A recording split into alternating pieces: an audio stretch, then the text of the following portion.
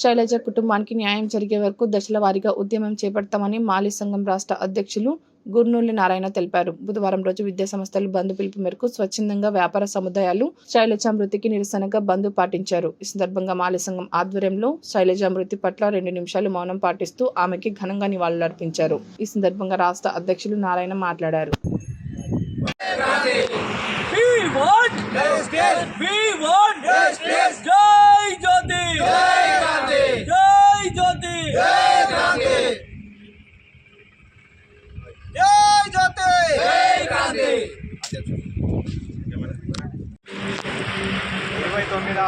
తేదీన ఏదైతే ఆశ్రమ పాఠశాల వాంక్లీలో ఫుడ్ పాయిజన్ ద్వారా 60 మంది విద్యార్థినులు అవస్థకు గురై ఫుడ్ పాయిజన్ ద్వారా చాలా ప్రాణాపాయం నుంచి ఒక 50 మంది బయటికి పడ్డ విషయం అనేది తెలుసు.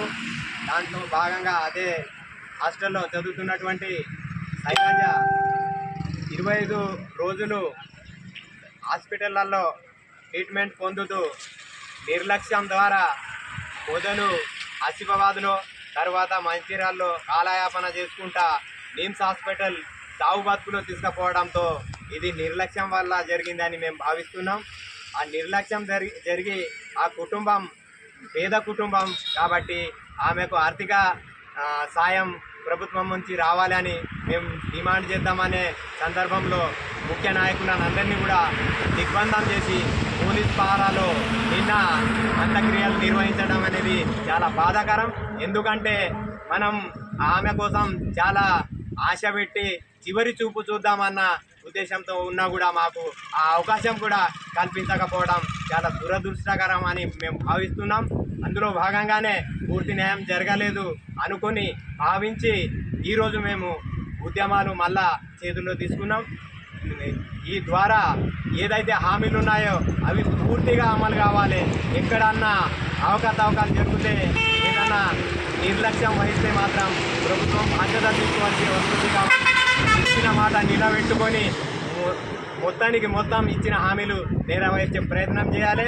ఇప్పుడు మేము ఏదైతే వాంకిడిలో మార్కెట్ బంద్ చేయాలని మేము పిలుపునిచ్చినామో మార్కెట్ వ్యాపార సంస్థలు స్వయాన బంద్ చేసిరు. మద్దతు పలికినందుకు వాళ్ళకు కూడా ధన్యవాదాలు తెలియజేస్తున్నాం. అదేవిధంగా ఈ కార్యక్రమం అనంతరం మేము ఇక్కడ నుంచి కలెక్టరేట్ ముట్టడి కార్యక్రమం చేస్తున్నాం. ఇదే నిరసన ఇదే పద్ధతిలో కంటిన్యూ కొనసాగిస్తుంది. కాబట్టి ఒక 15 రోజులలో ఇచ్చిన మాట నిలబెట్టి ప్రభుత్వం మన శైలజకు న్యాయం చేయాలని కోరుకుంటూ ఈ కార్యక్రమానికి వచ్చినటువంటి ప్రతి ఒక్కరికి ధన్యవాదాలు తెలియజేస్తూ ముగిస్తున్నాను.